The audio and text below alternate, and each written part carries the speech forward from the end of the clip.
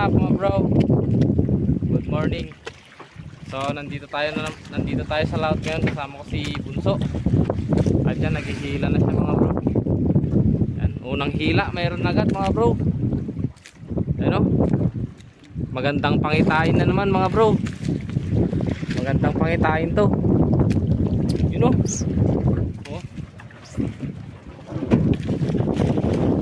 Tingin sa.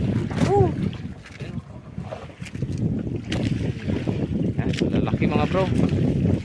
Sana magtuloy-tuloy hanggang dulo.